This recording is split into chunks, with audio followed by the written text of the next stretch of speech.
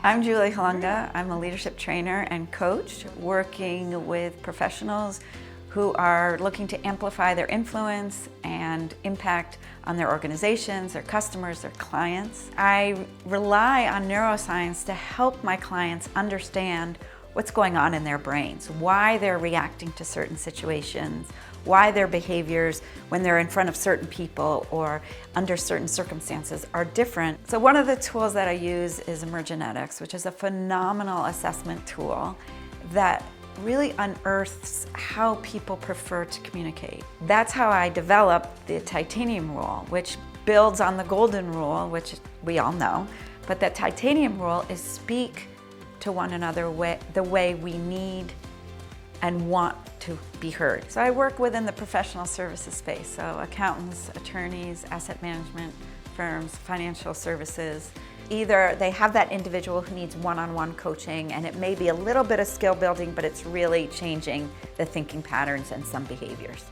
Or they come in and they say, here, we have a group of mid-level leaders, we want to invest in them, and that's really skill building. I come into a firm to help them build that culture of communications, of high performance, less stress, and just be able to retain and advance their people and build a really good name for themselves to be able to hire really smart people as well.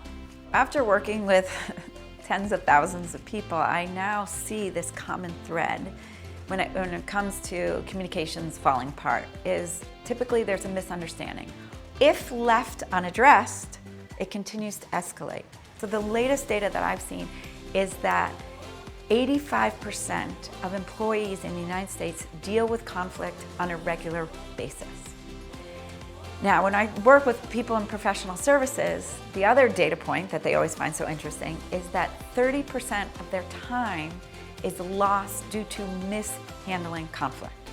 So I love telling my clients, you do the math. So even if you got 20%, 15% of that time back, how much money that's adding up to over the course of the year, just from handling conflict in a more effective, productive way. What's even worse is that 29% of employees in the United States deal with conflict constantly. So that's almost a third of our employees are in a state of conflict, of high stress, high stakes conversations constantly. What do we do with a third of our employees who are dealing with conflict constantly? What I always tell people is that having that hard conversation, building trust is not about convenience. It is inconvenient.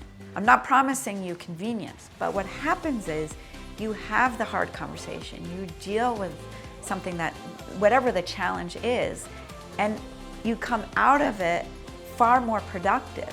I can quickly help you understand where trust is missing in your organization. So you can take my online, very quick 7-minute or less assessment to really define where that trust is missing. If this sounds of value to you and your organization, let's just have a conversation and figure out if we're a good fit for each other.